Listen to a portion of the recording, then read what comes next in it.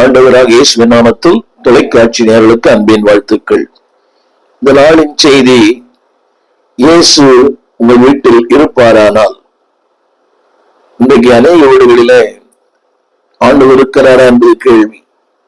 ஏனென்றால் அவருடைய நடை, அவருடைய செயல்பாடுகள், அவருடைய பல காரியங்கள் ஆண்டவர் நம்முடைய வீட்டில் இருக்க வேண்டுமானால் அதற்கு சில அடிப்படை நிபந்தனைகள் அவசியம். இன்றைக்கு அநேக வீடுகளில் எழுதப்பட்டிருக்கும் கிறிஸ்துவ இந்த வீட்டின் தலைவர். அது உண்மையா பொய்யா என்பது அந்த குடும்பத்தில் இருக்கிற மக்களுக்கு மட்டுமே தெரியும். அநேக குடும்பங்களிலே கிறிஸ்துவ வீட்டின் தலைவர் என்ற வாசகம் இருக்குமானால் அவர் அதாவது இவர்கள்தான் அவரை ஆளுகை செய்கிறார் ஒழிய ஆண்டவர் இவர்களை ஆளுகை செய்வதில்லை. எனவே இந்த நாளிலே when Jesus is at home, அல்லாவிட்டால் ஆண்டவர் வீட்டில் இருப்பாரானால் நடக்கிற சில சம்பவங்களை உங்களுடன் நான் பகிர்ந்து கொள்ளும்படி விரும்புகிறேன். ஏற்கனவே குறித்த பல செய்திகளை இயேசு வாழும் வீடு, இயேசு தங்க வீடு என்ற தலைப்பில் பல முறை பேசியிருக்கிறேன். இந்த நாளில் வித்தியாசமான கோணத்தில் உங்களோட நான் பேச விரும்புகிறேன். அதாவது ஆண்டவர் ஒரு வாழ்க்கையை இருப்பாரானால் முதலாவது காரியம், அந்த வீட்டில தேவனுடைய வார்த்தை இருக்கும். இளமை பி என்ற வார்த்தை ஆரம்பிக்கும். there will be a preaching. அங்கே தேவனுடைய போதனை இருக்கும். இரண்டாவது there will be a power. மூன்றாவது there will be a proof. அங்கே அதை கர்த்தர் உறுதிப்படுத்துவார். நான்காவதாக there will be a productive. முதல் குறிப்பு சொன்னேன், இயேசு விட்டிருப்பாரானால் அங்கே போதனை இருக்கும். இயேசு விட்டிருப்பாரானால் வல்லமை இருக்கும். இயேசு விட்டிருப்பாரானால் அந்த வீடு தேவனால் நிரூபிக்கப்பட்டிருக்கும். அதனால் ஒரு சின்ன கேள்வி ஒவ்வொன்றாய் நான் வரிசைப்படுத்த விரும்புகிறேன். preaching, இரண்டாவது பவர், மூன்றாவது ப்ரூஃப், நான்காவது ப்ரொடக்டிவ். வாழ்க்கையில் இயேசு இருப்பாரானால் இந்த மார்க்கு சுவிசேஷம் 1ஆம் அதிகாரம் ஆரம்பிக்கும் போது இப்படி ஆரம்பிக்கிறது. அந்த அதிகாரம் ஆரம்பிக்கும் போது இப்படி ஆரம்பிக்கிறது. தேவகுமாரனாகிய இயேசு கிறிஸ்துடைய சுவிசேஷத்தின் ஆரம்பம்.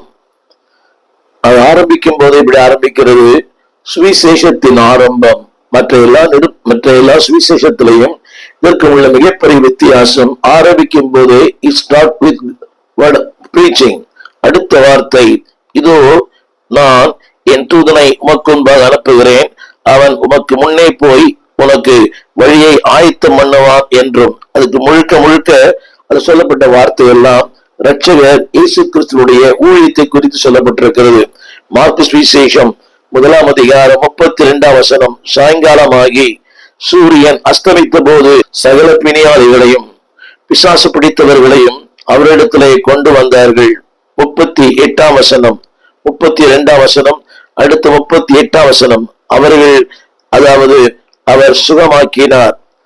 39ஆம் வசனம், கலிலேயா நாடெங்கும் அவருடைய ஜெப ஆலயங்களிலும் அவர் பிரசங்கம் பண்ணிக்கொண்டும் பிசாசுகளை துரத்தி கொண்டு இருந்தார். என்னுடைய முதல் குறிப்பு என்னவென்றால், அன்பானவர்களே, இப்படி ஊழியத்தில அற்புதங்களையும் அடையாளங்களையும் செய்த ஒரு ஆண்டவர் கடைசியாக அந்த வசனம் சொல்கிறது, அவர் ஒரு வீட்டுக்குள்ளே அவர் பிரவேசித்தார்.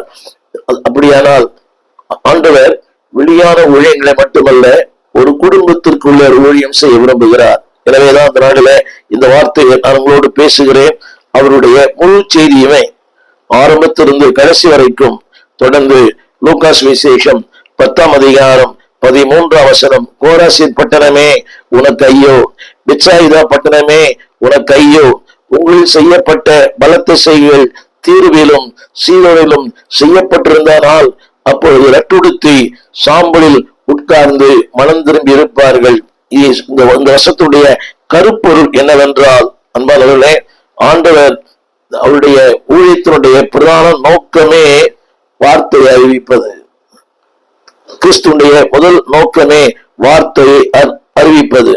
மார்க்கு சுவிசேஷம் 1ஆம் அதிகாரம் 29ஆம் வசனம், உடனே அவர்கள் ஜெப ஆலயத்தை விட்டு புறப்பட்டு யாக்கோபோடும் யோவானோடும் கூட சீமோன் அந்திரேயா என்பவருடைய வீட்டில் பிரவேசித்தார்கள்.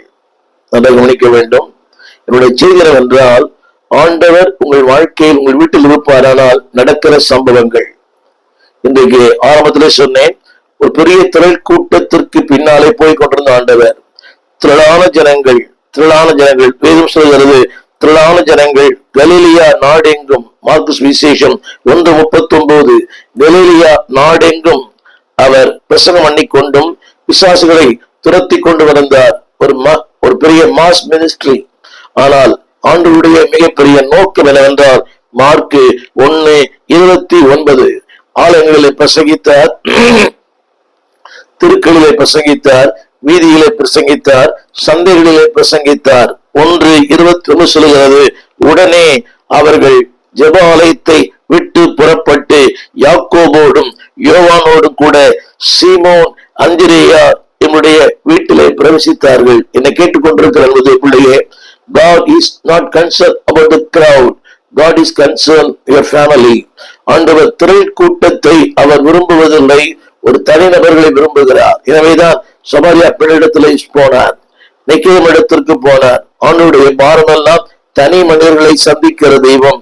இன்றைக்கு பிரச்சனை என்னவென்றால், அன்பானவர்களே, தனி மனிதர்களை சந்திக்கிற அந்த பாரம் அனைவருக்கு இல்லை. ஆங்கிலத்தில் சொல்வார்கள் each one catch one. அதுதான் இன்றைய காலகட்டத்துக்கு மிக பொருந்தும். நம்முடைய தேசத்திலே, நம்முடைய பட்டணங்களிலே இன்றைக்கு சுவிசேஷ அறிவிப்பதற்கு ஏராளமான தடைகள், பொதுக்கூட்டங்களோ மற்றபடி மிகப்பெரிய பிரம்மாண்டமான சீர்நேரங்கம், கடற்கரை, அங்கெல்லாம் வாய்ப்புகள் இல்லை. ஒரு காலத்திலே சென்னையிலே சீர்நேரங்கம் என்ற இடத்தில் நடந்த கூட்டத்திலே திரளாய் ஜனங்கள் ரட்சிக்கப்பட்டார்கள், திரளாய் கர்த்தரை ஏற்றுக்கொண்டார்கள். அது மிகப்பெரிய ஒரு 7 நாள் பேரின்ப பெருவிழா என்கிற மிகப்பெரிய ஒரு கூட்டத்திலே ஏராளமான அறுவடைகளை ஆண்டவர் தந்தார். அந்த கூட்டத்திலே நானும் ஒருவனாய் இருந்தேன். நான் சொல்ல வந்த கருத்து என்னவென்றால், ஆனால் இன்றைக்கு ஆண்டவர் தனி மனிதனுடைய வாழ்க்கையில, தனி மனித குடும்பங்களிலே பிரவேசித்து அந்த குடும்பத்திலே தன்னுடைய வல்லமையை, தன்னுடைய வார்த்தையை, தன்னுடைய காரியங்களை நிரூபிக்க வேண்டும் என்று விரும்புகிறார். ஆர்வம் சொன்ன போல to preach, to prove, to make, to show his power. இதனாலே அந்த வார்த்தையை நான் திரும்ப சொல்லப்பட்டிருக்கிறேன். அவருடைய மிகப்பெரிய நோக்கமே இதுதான். தொடர்ந்து மார்க்கு சுவிசேஷம் 2ஆம் அதிகாரம் 12ஆம் சொல்கிறது, சில நாட்களுக்கு பின்பு அவர் மறுபடியும் கப்பர்நகூமுக்கு போனார். அவர் வீட்டில் இருக்கிறார் என்று ஜனங்கள் கேள்விப்பட்டார்கள். என்னை கேட்டுக்கொண்டிருக்கிற அன்பு தேவ பிள்ளையே, அவர் வீட்டில் இருக்கிறார் என்று ஜனங்கள் கேள்விப்பட்டார்கள். இந்த நாட்களிலே கிறிஸ்தவ வீடுகளுக்கு சில அடையாளங்கள் இருக்கலாம், சிலுவை இருக்கலாம், ஒரு ஸ்டிக்கர் இருக்கலாம், ஏதோ ஒன்று இருக்கலாம். வெளியே பெத்தேல், ஏலேம், பெத்தானியா என்ற வாசகம் இருக்கலாம், கிறிஸ்துவ பெயர் இருக்கலாம் இந்த பெயர் பலகையில. ஆனால் அந்த நாட்களில இப்படிப்பட்ட அடையாளங்கள் இல்லை. ஆனாலும் வேதம் சொல்கிறது, அவர் வீட்டில் இருக்கிறார் என்று ஜனங்கள் கேள்விப்பட்டார்கள். என்னை கேட்டுக்கொண்டிருக்கிற அன்பு சகோதரனே, அன்பு சகோதரியே, ஒரு வீட்டிலே இயேசு இருக்கிறார் என்பதை உன் அயலகத்தார், எதிர் வீட்டுக்காரர், அதாவது அந்த திருவிழா சொல்ல முடியுமா? இந்த வீட்டில் இயேசு இருக்கிறார். அதற்குடைய அடையாளங்கள் என்ன? ஜபசத்தம். அன்பானவர்களே, உடைய வாழ்க்கை, உடைய செயல்முறைகள் அத்தனையும் சொல்ல வேண்டும். இந்த வீட்டிலே இயேசு இருக்கிறார். இன்னைக்கு பிரச்சனை என்னவென்றால், அன்பானவர்களே, உலக மனிதர்களுடைய வீடுகளுக்கும் நம்முடைய வீடுகளுக்கு வித்தியாசமே இல்லை. இன்றைக்கும் ஆவிக்குரிய கிறிஸ்தவ வீடுகளிலே சீரியல் ஓடிக்கொண்டிருக்கிறது. 7 மணி முதல் இரவு 10 மணி வரை சீரியல். பகல் நேரங்களிலே வீடுகளில் இருக்கிற சகோதரிகள் சபைக்கு போகிறது கூட இன்றைக்கு சீரியலுக்கு அடிமையா இருக்கிறார்கள். என்னை கேட்டுக்கொண்டிருக்கிற அன்பு பிள்ளையே, ஆண்டவர் வீட்டு இருப்பாரா? நீ சீரியல் பார்க்கும் போது, சண்டை போடும் போது, தகாத வார்த்தைகளை பேசும்போது, உடைய வீட்டில் நடக்கிற அநியாயமான அக்கிரமங்களை பார்க்கும் போது, கேன் காட் ஸ்டே தேர்? உன் வீட்டிலே அவர் தங்கி இருப்பாரா? அந்த வசனம் சொல்கிறது, அவர் அந்த வீட்டில் இருக்கிறார் என்று ஜனங்கள் கேள்விப்பட்டார்கள். இயேசு வீட்டில் இருந்தால் என்ன நடக்கும்? வேதம் சொல்கிறது, நிற்க இடம் போதாது. அன்பானவரே, there will be a fullness. உன் வாழ்க்கையில இடம் போதாத அளவுக்கு கர்த்தர் உங்களையும் உங்கள் குடும்பங்களையும் உங்களுடைய பிள்ளைகளையும் ஆசீர்வதிப்பார். இன்றைக்கு தேவனால் உயர்த்தப்பட்ட, தேவனால் ஆசீர்வதிக்கப்பட்ட அத்தனை பேருடைய வாழ்க்கையிலேயும் காரணம் என்னவென்றால், இயேசு அவருடைய வாழ்விலே வந்தார், இயேசு அந்த குடும்பத்திலே வந்தார், இயேசு அந்த வீட்டுக்குள்ளே பிரவேசித்தார். என்னை கேட்டுக்கொண்டிருக்கிற அன்பு பிள்ளையே, என்னுடைய வாழ்க்கையில 1970ஆம் ஆண்டு ஆகஸ்ட் மாதம் இயேசு என் வாழ்க்கையிலே பிரவேசித்தார். அவனுடைய விளைவு என்னவென்றால், வேதம் சொல்கிறது, திரளான ஜனங்கள் முன்னும் பின்னும். நான் சொல்ல வந்த 2 காட்சி சொல்ல விரும்புகிறேன். ஜனங்கள் உங்களை தேடி வருவார்கள். ஆண்டவர் உங்களை தேடி வரும்போது மக்கள் உங்களை தேடி வருவார்கள். அங்கு ஆண்டவர் செய்த காரியம் என்ன? அங்கே அவர் அவர்களுக்கு வசனத்தை போதித்தார். அந்த வீடே ஒரு ஜப ஆலயமாய் மாறிற்று. அந்த வீடே ஒரு வேத பாடசாலையாய் மாறிற்று. அந்த வீடே ஒரு பைபிள் ஸ்கூலாய் மாறிற்று. எனவேதான் ஜீசஸ் உங்க வீட்டுல இருப்பார்கள், there will be a preaching. உங்க வீட்டிலே ஒரு போதனை இருக்கும். என் அன்பு தேவ பிள்ளையே, திரும்ப திரும்ப அந்த வாசகம் நம்புகிறேன். இயேசு ஒரு வீட்டில் இருப்பார்கள், ஒரு மிகப்பெரிய போதனை. இதைத்தான் அந்த வசனம் சொல்லுகிறது, அந்த வார்த்தை சொல்லுகிறது. ஏன் அவர் வசனத்தை போதித்தார்? அந்த வசனம் சொல்லுகிறது காரணம் என்னவென்றால், தேவனுடைய வசனத்துக்குள்ளே தான் அன்பானவர்களே தேவனுடைய கிரியைகள் இருக்கிறது. வாசிக்கிறேன், கேளுங்கள். லூக்கா 4ஆம் அதிகாரம் 18-19. தேவனுடைய வார்த்தைக்குள்ளே அந்த வசனம் யாருக்கு என்று சொன்னால் தரித்திரருக்கு. வசனம் சொல்லுகிறது தரித்திரருக்கு சுவிசேஷம். அது மாத்திரமல்ல, இருதயம் நறுங்குண்டவர்களுக்கு குணமாக்க, சிறைப்பட்டவர்களை விடுவிக்க, குருடருக்கு பார்வை கொடுக்க, நறுங்குண்டல் விடுதலையாக்க தேவனுடைய வார்த்தை. why Jesus preached? அந்த வீட்டிலே ஏன் ஆண்டவர் அந்த வசனத்தை அவளுக்கு போதித்தார்? மார்க்கு 2:2. அவர் அவர்களுக்கு வசனத்தை போதித்தார். ஏனென்றால் வசனம் உடைய வாழ்க்கையில வரும்போது தரித்திரங்கள் மாறும். இரண்டாவது, உங்கள் வாழ்க்கையில நறுங்குண்ட இதயம் குணமாகும். சிறைப்பட்ட வாழ்க்கை விடுதலை கொடுக்கப்படும். குருட்டான வாழ்க்கையில ஒரு வெளிச்சம் உண்டாகும், பார்வை உண்டாகும். அது மட்டுமல்ல, நொறுங்குண்ட உங்களை விடுவிக்கப்படும். எனவேதான் தேவன் அந்த வீட்டில பிரவேசித்த நோக்கமே நாட் டு என்ஜாய், அதாவது உணவருந்து அல்ல. அன்பார்களே, நேரத்தை பொழுதுபோக்கு அல்ல. இன்றைக்கு அநேகர் நம்முடைய விசிட்டிங் எல்லாமே அதிகப்படியான நாட்டு நடப்புகள், அரசியல், அதாவது இன்றைக்கு இருக்கிற விளையாட்டுத்துறை, இதையே பேசிக் கொண்டிருக்கிறோம். இயேசு அந்த வீட்டிலே போன அடுத்த நிமிடமே வசனத்தை போதித்தார். ஏனென்றால் வசனத்தில்தான் விடுதலை, வசனத்தில் வாழ்வு, வசனத்தில்தான் இதயம் கட்டப்படும், சிறைப்பட்ட வாழ்க்கை விடுவிக்கப்படும், மலக்கங்கள் திறக்கப்படும். அது மட்டுமல்ல, அடுத்த வார்த்தை அந்த வசனத்துக்குள் இருக்கிற நோக்கம் என்னவென்றால், அந்த வசனம்தான் ஒரு மனிதனை விசுவாசத்தின் பாதையிலே நடத்தும். திரும்ப சொல்லுகிறேன், இதைத்தான் ரோமர் 10:14 சொல்லுகிறார். அந்த வசனம் உங்களை ஆண்டவரை தொழுது கொள்ளும்படி செய்யும், விசுவாச வாழ்க்கையிலே உங்களை ஊன்ற கட்டும். எனவேதான் கர்த்தருடைய வார்த்தை சொல்கிறது, ரோமர் 10:15. அன்பான கர்த்தர்களே, சமாதானத்தை கூறி நற்காரியங்களை சுவிசேஷமாய் அறிவிக்கினுடைய பாதங்கள் எவ்வளவு அழகா இருக்கிறது. ஆண்டவர் அந்த வீட்டில் பிரவேசித்த நோக்கமே நற்செய்திகளை அறிவிக்க, சமாதானத்தை அறிவிக்க, சிறைப்பட்ட மக்களை விடுவிக்க. இயேசு உடைய வீட்டில் இருப்பாரானால் உங்களுக்கு விடுதலை. இயேசு வீட்டில் இருப்பாரானால் உங்கள் காயங்களை கட்டுவார். இயேசு வீட்டில் இருப்பாரானால் உங்களுக்கு சமாதானம். இயேசு வீட்டில் இருப்பாரானால் நற்காரியங்கள் உங்கள் வாழ்க்கையில் நடக்கும். இதுவரை நற்காரியங்களே இல்லை. இந்த நாளிலே ஆண்டவரை உங்கள் வீட்டிலே அன்பாகவே அவரை அழையுங்கள். அழைத்தால் வருவார். கானாவூர் கல்யாணத்திற்கு அழைக்கப்பட்டார், அங்கே வந்தார். குறைகள் மாறிற்று, குழப்பங்கள் மாறிற்று, கலக்கம் மாறிற்று, கண்ணீர் மாறிற்று, வெட்கம் மாறிற்று, வேதனைகள் மாறிற்று, தேவைகள் சந்திக்கப்பட்டது. என் அன்புடைய பிள்ளையே, யாரையும் அழைக்கிறோம், ஆனால் அழைக்க வேண்டியவரை அழையுங்கள். உடைய வாழ்க்கையில நற்காரியங்களை கர்த்தர் செய்வார், நல்ல நன்மைகளை தருவார். அது மட்டுமல்ல அன்பாவுடைய உடைய வாழ்க்கையை அழகுள்ள ஒரு வாழ்க்கையாய் மாற்றுவார். எனவேதான் இந்த நாளிலே அவர் உங்கள் வாழ்க்கையில வரும்போது அந்த போதனையிலே விசுவாசம் வரும், அந்த போதனையிலே ஆண்டவரை ஆராதிக்கிற நிலை வரும். எனவேதான் எல்லாமே ஏன் என்று ஆராதிக்க முடியவில்லை, ஆண்டவரை அறிய முடியவில்லை, வார்த்தை புரியவில்லை, எனவே ஆராதிக்க முடியவில்லை. என்னுடைய பல செய்தி சொல்லியிருப்பேன். shallow worship will lead into sinful life. ஆழமில்லாத, அர்த்தமில்லாத ஒரு ஆராதனை, அர்த்தமில்லாத தொழுகை உங்களை பாவத்துக்குள்ளே வழி நடத்தும். ஆண்டவர் வருகிற முதல் நோக்கம் என்னவென்றால் வார்த்தையை போதிக்க, வசனத்தை போதிக்க, இருளான வாழ்க்கையில வெளிச்சத்தை தர, அது மட்டுமல்ல உங்கள் காயங்களை கட்ட, குணமாக்க, உங்கள் அடிமைத்தனத்திலிருந்து உங்களை விடுவிக்க. இரண்டாவதாக இயேசு வருவாரானால் there will be a power. அவருடைய வல்லமை அங்கே வெளிப்படும். அன்பான தேவ பிள்ளையே, இயேசு இருக்கும்போது முதலாவது வார்த்தை வெளிப்படும், உங்களுடைய போதனை வெளிப்படும், நற்காரியங்கள் வெளிப்படும், சமாதானம் வெளிப்படும், இதயங்கள் கட்டப்படும், உங்களுடைய வாழ்க்கையிலே சிறைப்பட்ட வாழ்க்கை விடுவிக்கப்படும். இன்றைக்கு எல்லாருமே ஒன்றிலே சிறையா இருக்கிறார்கள். ஏதோ ஒன்றிலே எல்லாருமே, அதாவது பாவத்திலே, அசுத்தத்திலே, உலக பிரகாரமான பல காரியங்கள் அடிக்ட். எல்லாருமே, இந்த சின்ன பிள்ளைகள் கூட பாருங்களேன், அடிக்ட் மொபைல். பெரியவர்கள் கூட, பெண்கள் கூட இன்றைக்கு அடிக்ட் சீரியல்.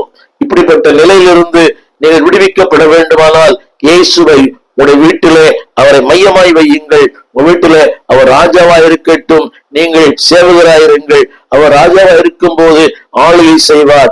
வியாதிகளை, பெருமைகளை, பிரச்சனைகளை, போராட்டங்களை, இல்லாமைகளை, எல்லா வீடுகளிலே பிரச்சனை உண்டு.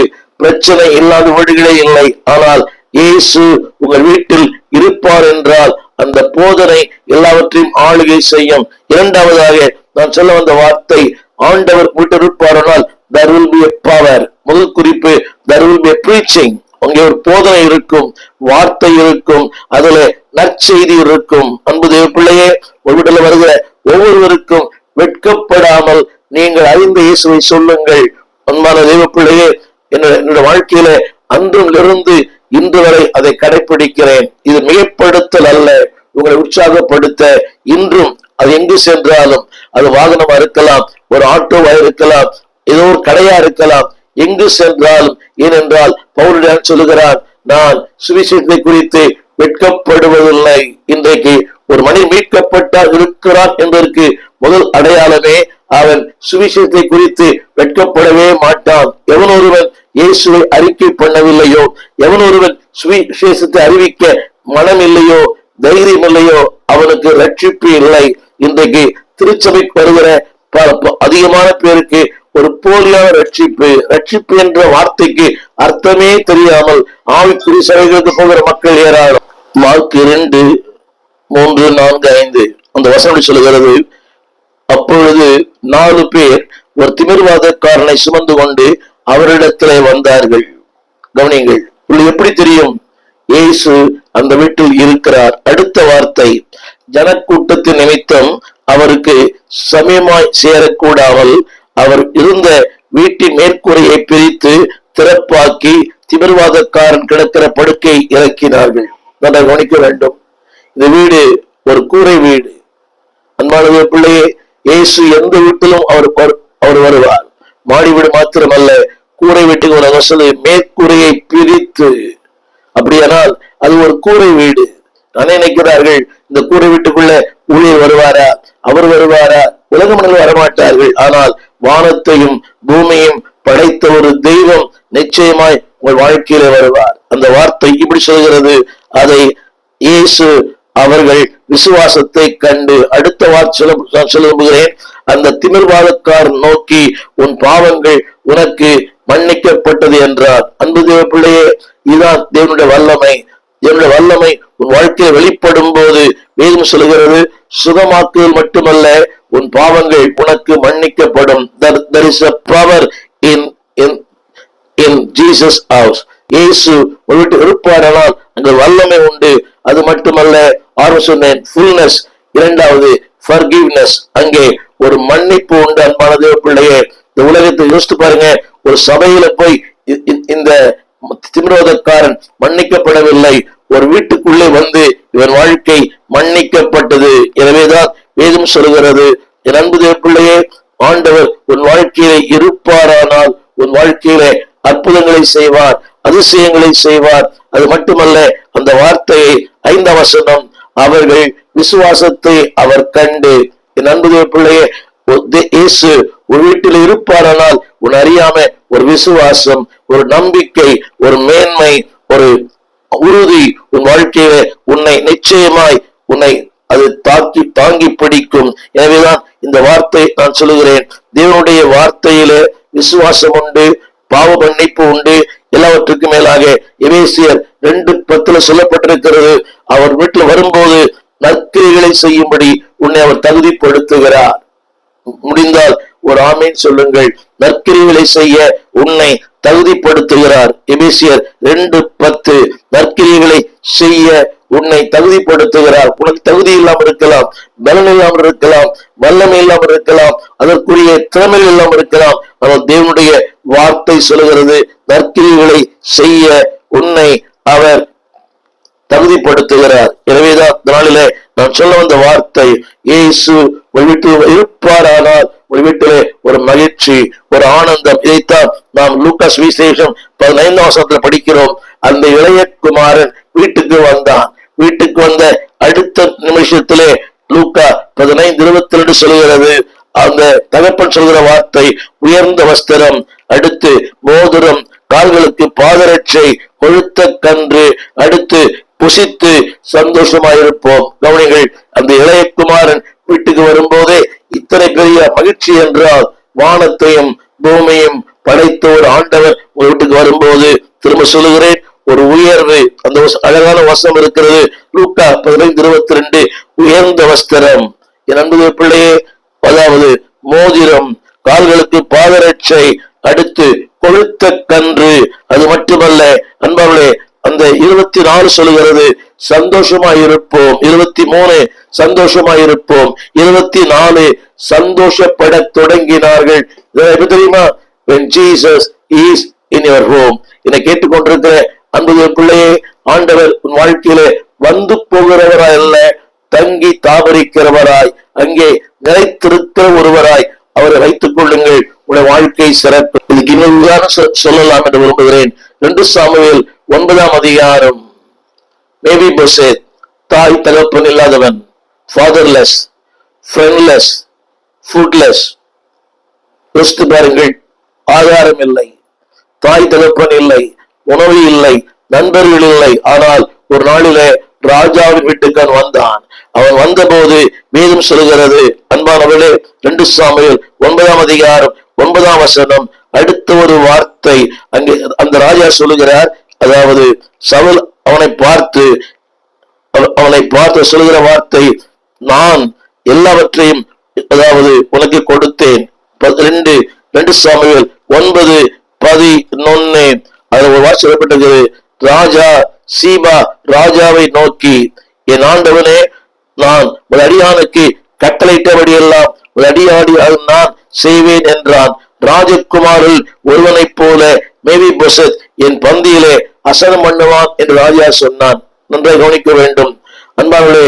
அங்கே இளையகுமார் வீட்டுக்கு வந்தான், மிகப்பெரிய சந்தோஷம். இங்கே தாய் தகப்பன் இல்லாத, அன்பார்களே, நண்பர்கள் இல்லாத, அடுத்த வேளை ஆகாரம் இல்லாத ஒரு மேவிபோசேத் ராஜாவின் வீட்டுக்கு வந்தான், அரண்மனைக்கு வந்தான். அவனுடைய வாழ்க்கை சொல்கிறது, அவன் ராஜகுமாரில் ஒருவனைப் போல. அது மட்டுமல்ல, ராஜாவின் பந்தியிலே. நீங்கள் கவனிக்க வேண்டும், when you come in the house of God, when Jesus is in home, உங்கள் வீட்டிலே இயேசு இருப்பாரானால், இளையகுமாரன் வந்தான், வாழ்க்கை மாறினது. மேவிபோசேத் வந்தான் இங்கே ராஜாவின் வீட்டிற்கு. திரும்ப சொல்லலாம் அன்பாவிலே, ராஜா அங்கே இருந்தார், அந்த வீட்டுக்கு இவர்கள் வந்ததுனாலே மேன்மையும் உயர்வும். அது மட்டுமல்ல, என்னை கேட்டுக்கொண்டிருக்கிற அன்பு பிள்ளையே, there will be more power in everything. வாழ்க்கையிலே உயர்வு, வல்லமை, மேன்மை, அதிகாரம், ஆளுகை.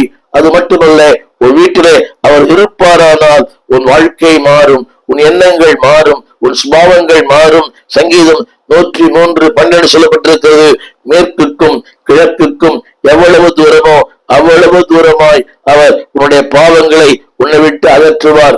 மாத்திரமல்ல, இயேசு உன் வீட்டில் இருப்பாரானால் ஒரு வெளிச்சம் உண்டாகும், ஒரு ஒளி உண்டாகும்.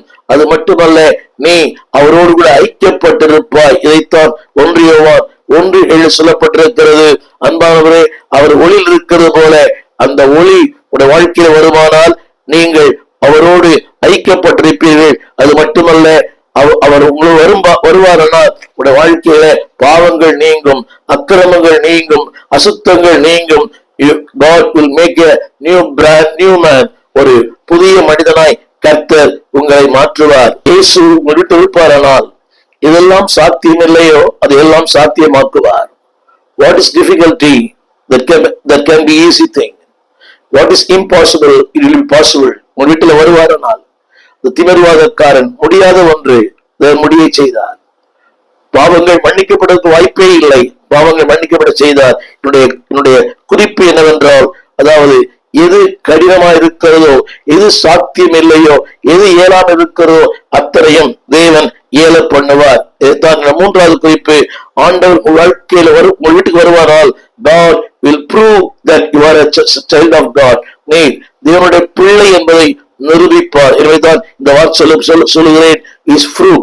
தேவன் அதை உறுதிப்படுத்துவார், நிரூபிப்பார். இன்றைக்கு நீங்கள் சொல்ல வேண்டிய அவசியமே இல்லை. வேதம் சொல்கிறது, கர்த்தர் உடைய வாழ்க்கையிலே நிரூபிப்பார். இதைத்தான் தொடர்ந்து மார்க் 2:6 சொல்லப்பட்டிருக்கிறது.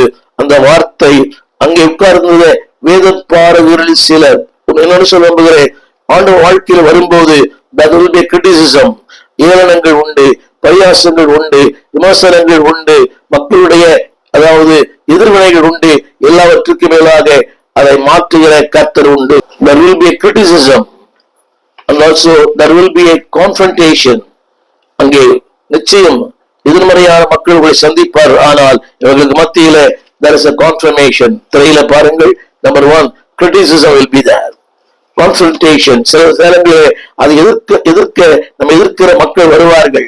always find faulters, அதாவது நம்மை எப்பொழுதுமே குற்றம் கண்டுபிடிக்கிற மக்கள் இருப்பார்கள். இங்க கூட பாருங்க, இந்த மார்க் 2:7 இவர்கள் இதயங்களிலே சிந்தித்துக் கொண்டிருந்தார்கள். அவருடைய கருத்து என்னவென்றால் குற்றம் கண்டுபிடிக்க, குறை சொல்ல. அப்படிப்பட்ட உலகத்திலே தேவன் சொல்லுகிறார், அன்பான தேவ பிள்ளையே, அந்த மார்க் 2:8 அவர்கள் இப்படி தங்களுக்குள்ளே சிந்திக்கிறார்கள் என்று அறிந்து நீங்கள் உங்கள் இருதயங்களிலே சிந்திக்கிறது என்ன?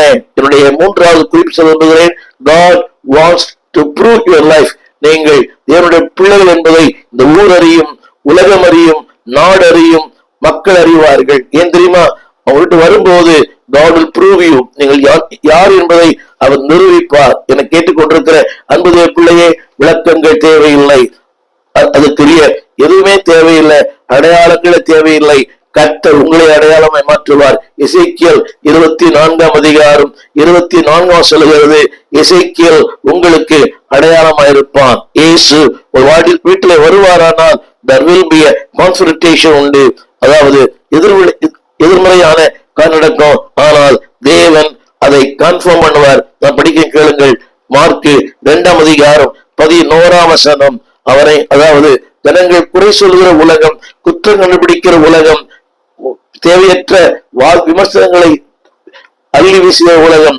தேவன் சொல்கிறார் 2:11 மார்க், நீ எழுந்து. ஆமென் சொல்ல மாட்டீங்களா? நீ எழுந்து. வாழ்க்கையில் வருவாரனால் செயல்படாத வாழ்க்கை செயல்படும், கடினமான வாழ்க்கை லகுவாய் மாறும், முடியாதது முடியும். நீ எழுந்து. 2வது, உன் படுக்கை எடுத்துக்கொண்டு. அவன் திமிர்வாதக்காரன். அடுத்து அவர் சொன்னார், உன் வீட்டுக்கு போ.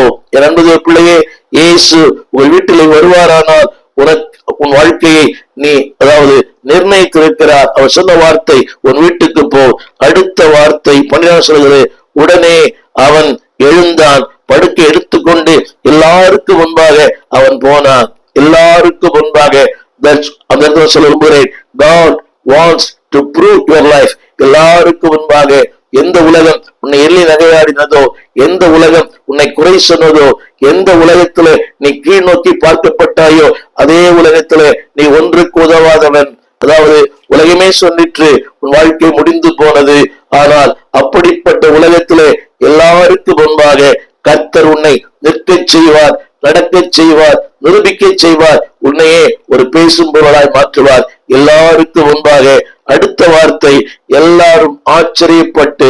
எந்த உலகத்திலே நிகழ்ந்து பேசப்பட்டாயோ, எந்த உலகத்திலே அன்பானவர்களே உன்னை குறித்து தூஷித்தார்களோ, இல்லாதவைகளையும் பொய்யானவைகளையும் கட்டுக்கதைகளையும் உன்னை பற்றி பேசினார்களோ, அதே உலகத்துல உன்னை உன் மகனாய் மாற்றுவார். கேள்விக்குறியா இருந்த வாழ்க்கை ஆச்சரியமாக மாற்றும். அது மட்டுமல்ல, ஒரு சொன்ன ஒரு வார்த்தை, நாங்கள் இப்படி ஒரு காலம் கண்டதில்லை என்று ஆண்டவருடைய வார்த்தை சொல்லுகிறது.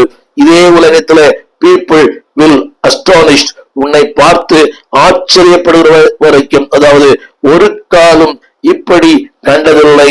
என்னை கேட்டுக்கொண்டிருக்கிற அன்பு அன்புடைய பிள்ளையே, உன் வீட்டிலே இயேசு இருப்பாரானால், தலைவராய் இருப்பாரானால், ஆண்டவராய் இருப்பாரானால், அதிபதியாய் இருப்பாரானால், ஆளுகிறவராய் இருப்பாரானால், எல்லாவற்றுக்கும் எல்லாமாய் இருப்பாரானால் உன் வாழ்க்கை இந்த உலகமே அண்ணாந்து பார்க்கிற அளவுக்கு உன்னை மாற்றுவார். நாங்கள் ஒரு காலம் இப்படி கண்டல் என்று சொல்லி தேவனை மைமைப்படுத்தினார்கள். உன் வீடு தேவனால் மைமைப்படுத்தப்படுகிற வீடாய் மாற வேண்டும். ஆலயத்திலே மைமைப்படுத்துவதல்ல, அந்த கூரை வீட்டிலே தேவன் மைமைப்பட்டார். ஒரு சின்ன கேள்வி, உன் வீட்டிலே தேவன் மைமைப்படுகிறாரா, இல்லையில் தூஷிக்கப்படுகிறாரா? உன் வாழ்க்கையிலே அவர் எப்படி இருக்கிறார் என்பதை சற்று நீங்கள் ஆராய்ந்து பார்க்க விரும்புகிறேன். God will prove you. அது மட்டுமல்ல, மன்னிப்பு உண்டாகும். பார்ம சொன்னேன், there will be a faith, there will be a fullness, there will be a fragrance, there will be a answer for the fault finders. குற்றம் கண்டுபிடிக்கிறவர்களுக்கு மத்தியிலே ஒரு பதிலை தேவன் தருவார். அந்த வசனம் இப்படி சொல்லுகிறது, என் அன்பு பிள்ளையே, ஆண்டவரை உன் வாழ்க்கையிலே நீ மையமாய் கொள்ளும் போது, உன் வாழ்க்கையில் அவர் வரும்போது, ரோமர் 3:19 இப்படி சொல்லுகிறது, வாய்கள் யாவும் அடைக்கப்படும். ஆமென் சொல்வீங்களா? உங்களை குறித்து பேசுகிற வாய்கள் யாவும் அடைக்கப்படும்.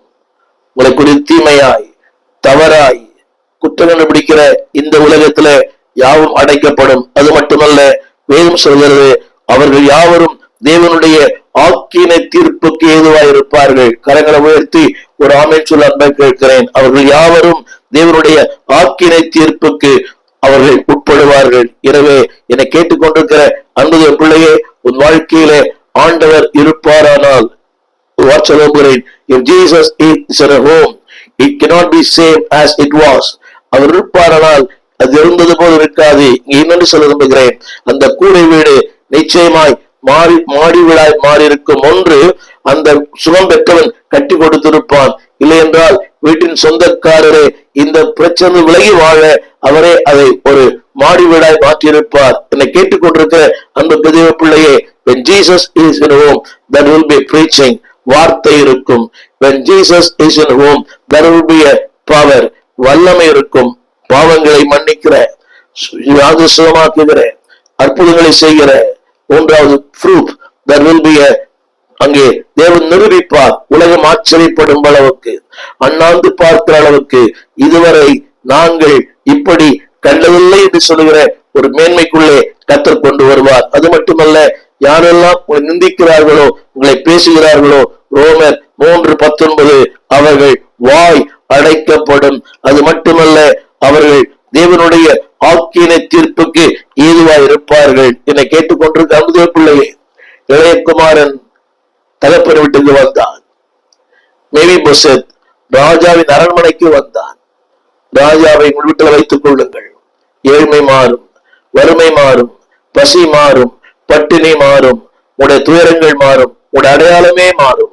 எனவே இந்த நாளினுடைய செய்தி என்னவென்றால், keep Jesus is in your home.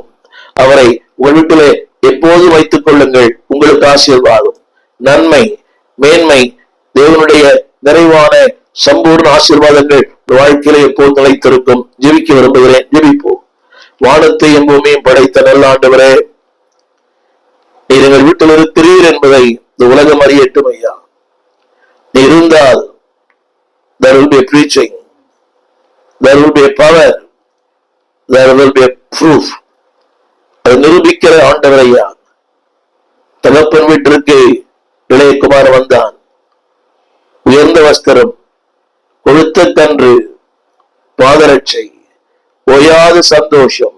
S Lord, நீர் எங்கள் வீட்டில் இருப்பீரானால் தேவைகளை சந்திப்பீர், மகிழ்ச்சியை தருவீர்.